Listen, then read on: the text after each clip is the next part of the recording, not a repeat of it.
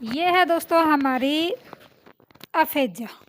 अफेजा में दोस्तों भाषा एवं संप्रेषण अधिगम अशक्तता को अफेजा कहते हैं। भाषा से संबंधित है दोस्तों ये, भाषा से संबंधित यानी कि बोलने से संबंधित।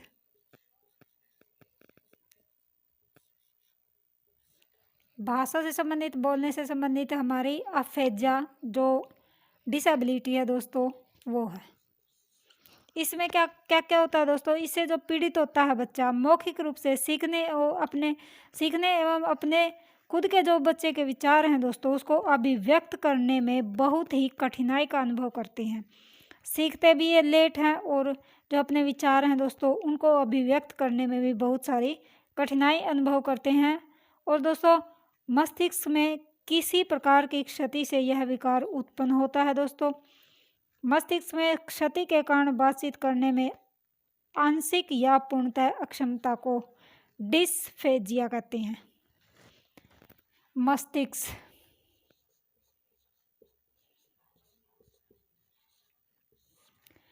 दोस्तों ये होती है मस्तिष्क में क्षति के कारण, मस्तिष्क में क्षति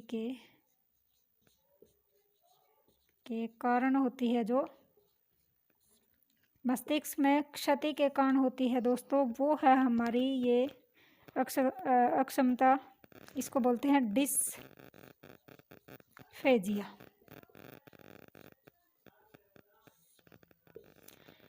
ये दो है दोस्तों, एक तो ये अफेजा और ये है डिसअफेजा। ये दोनों है भाषा बोलने से संबंधित है दोस्तों, ठीक है। इसमें तो बच्चा अपने खुद के विचार और भाषा बोलने से संबंधित जो सीखता है उसमें सीखने में बहुत ही कठिनाई अनुभव करता है। और जो अपने विचार हैं उनको भी अभिव्यक्त करने में यानी कि दूसरों तक पहुंचाने में उसमें बहुत ज़्यादा कठिनाई अनुभव करता है। और दोस्तों जो मस्तिष्क में किसी क्षति के कारण बच्चा भाषा को बोल नहीं पाता, यानी कि भाषा को अपने विचारों को अभिव्यक्त नहीं कर सकता या भाषा को सीखता है तो उसको मतलब लेट सीखता है दोस्तों, उसको सीखने में बहुत कठिनाई होती है, तो उसको बोलते हैं डिस्फेजिया। अगर मस्तिष्क में कोई क्षति हुई है दोस्तों, क्षति के कारण बच्चा ये भाषा सीखने और बोलने में या अपने विचार प्रकट करने में कठिनाई अनुभव करता है तो उसको डिस्फेजिया कहते हैं। और अफेजिया को कहते हैं दोस्तों बोलने में, ये मस्तिष्क में क्षति के कारण होती है ये बीमारी, ठीक है। और ये होती है सिर्फ बोलने में और भाषा को व्यक्त करने में, अपने विचारों को व्यक्त करने में कठिनाई अनुभव करता है तो दोस्तों इसको बोलते हैं अफेजिया। और अगर मस्तिष्क में यानी कि जो दिमाग में जो क्षति होती है उसके कारण ये होती है, ठीक है दोस्तों। उसके बाद है अलेक्सिया। मस्तिष्क में क्षति होएगी तो दोस्तों वो हमारी यहाँ पर होएगी डिस्फेजिया और ये होती है हमारी अफेजिया बोलने से संबंधित। उसके बाद है अलेक्सिया। अलेक्सिया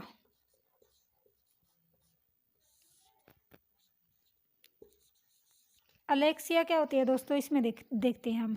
मस्तिष्क में किसी प्रकार की क्षति के कारण पढ़ने में, ये है दोस्तों पढ़ने में, वो थी हमारी सीखने में और भाषा को अपने विचारों को व्यक्त करने में, ये है पढ़ने में, ठीक है।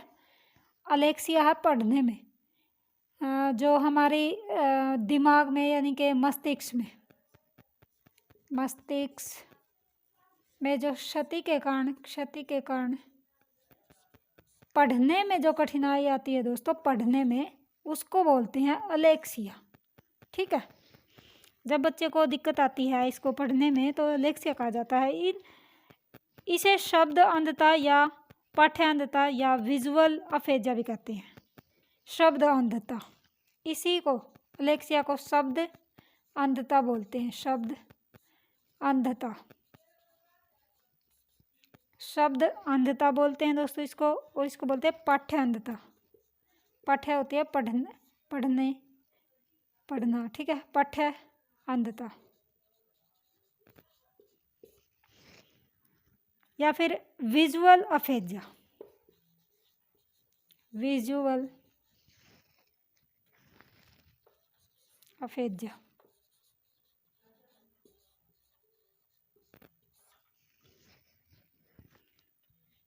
यह दोस्तों अर्जित एक्वायर्ड डिसलेक्सिया है। अर्जित जो हमारी एक्वायर्ड डिसलेक्सिया है दोस्तों वो है ये।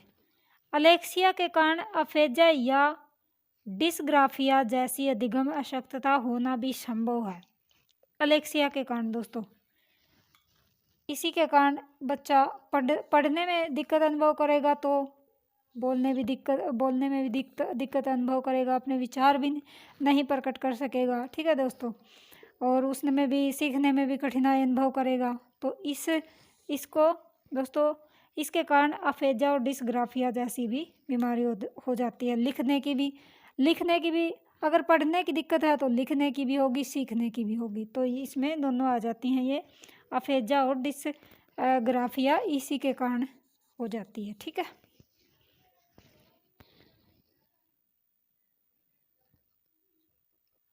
किंतु प्रत्येक स्थिति में यह संभव नहीं।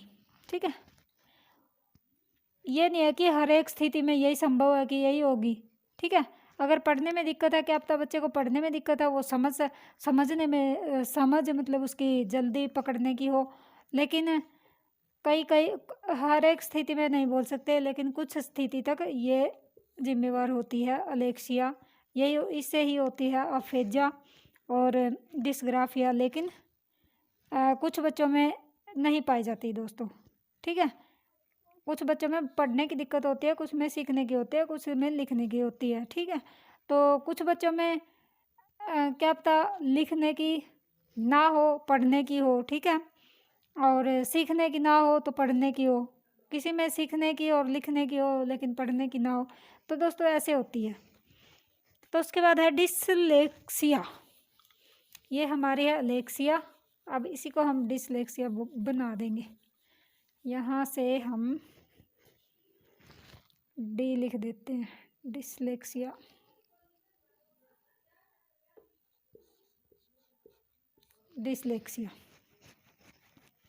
डिसलेक्सिया एक व्यापक शब्द है दोस्तों, व्यापक है ये, व्यापक। ठीक है, विस्तृत, व्यापक। इसका संबंध पठन विकार से है, पठन विकार। ठीक है, इस अधिगम अशक्तता से बालक को पढ़ने में कठिनाई होती है, क्योंकि वह कई शब्दों में कुछ अक्षरों जैसे बी व डी में भेद नहीं कर सकता। पठन विकार है दोस्तों ये डिसलेक्सिया। ठीक है, पठन है, पठन यानी कि पढ़ना। ठीक है, ढ से ही आता है, पढ़ना। पठन या पठन बोलो या पढ़ना बोलो, एक ही बात है। ठीक है, इसमें बच्चा नहीं किसी भी जैसे कि शब्द का मतलब कि उसको पहचानने में, भेद करने में मतलब समस्या आती है उसको। बी को वो बच्चा डी पढ़ जाता है। ठीक है, और दोस्तों उसको सा SAW, सा को दोस्तों वो वाज पढ़ जाता है, वाज। ठीक है, ऐसे बी को डी पढ़ जाता है दोस्तों, सा को वाज पढ़ जाता है, और न्यूक्लियर को दोस्तों वो पढ़ जाता है अनक्लियर।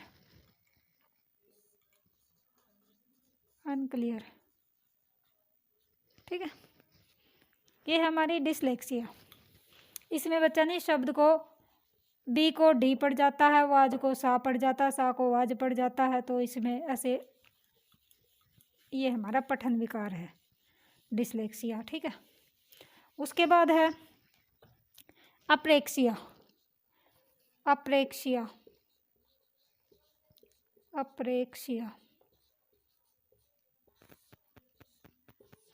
इसमें क्या होता है दोस्तों, इसमें होता है शारीरिक विकार होता है, शारीरिक विकार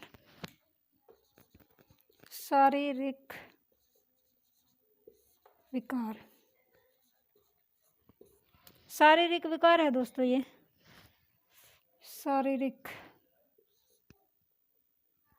ये है शारीरिक विकार। शारीरिक विकार में जो जो दोस्तों इसमें होता है, जो बच्चा होता है वो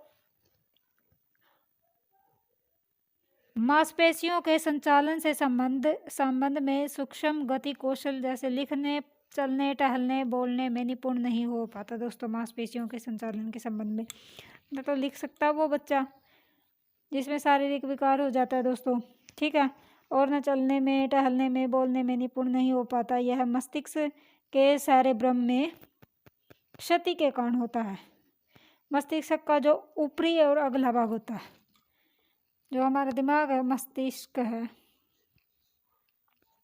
उसका ऊपरी और अगला भाग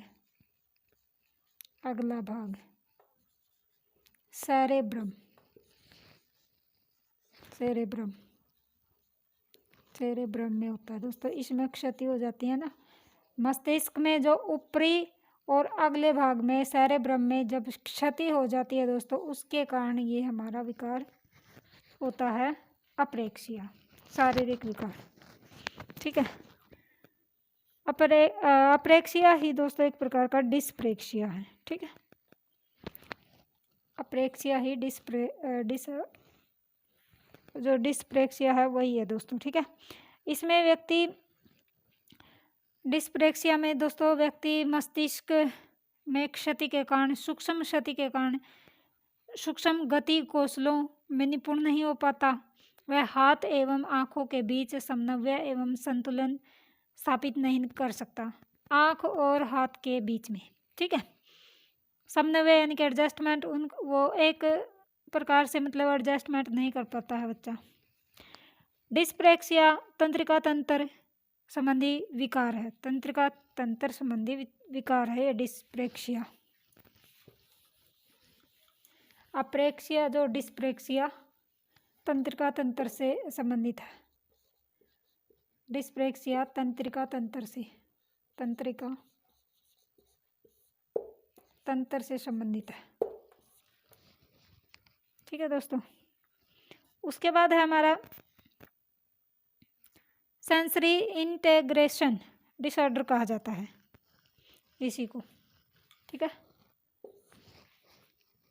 डिस्ग्राफिया दोस्तों, डिस्ग्राफिया लिखने से संबंधित है, लिखने से, वही ग्राफ बनाते हैं उसमें लिखने से संबंधित है। इसमें बच्चा क्या करता है, ठीक से लिख नहीं पाता, लिखावट ठीक नहीं हो पाती बच्चे की, हाथ, हथेली, उंगलियों संबंधित गड़बड़ी होती है, मस्तिष्क संबंधी कुछ गड़बड़ियाँ भी होती हैं इसमें डिस्ग्राफिया में, ठीक है। उसके बाद है डिस्कैलकुलिया। इसमें क्या होता है,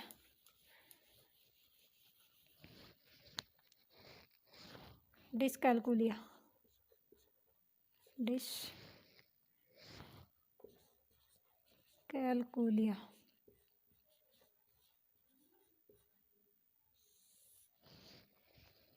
इसमें होता है दोस्तों एक ऐसी अधिगम अशक्तता है जिसमें बच्चे अंक गणित को समझने में कठिनाई अनुभव करते हैं, ठीक है। इसी को दोस्तों न्यूमलेक्सिया भी कहते हैं, न्यूमलेक्सिया, इसी को हम न्यूमलेक्सिया भी कहते हैं,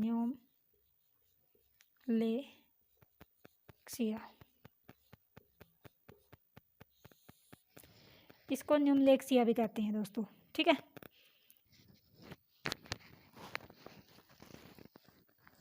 इसके प्रकार होते हैं दोस्तों ग्राफिकल डिस्कैलकुलिया, लेक्सिकल डिसलेक्सिकुलिया, वर्बल, ये बहुत सारे हैं दोस्तों इसमें। और ये इसमें हमारा अंक गणित से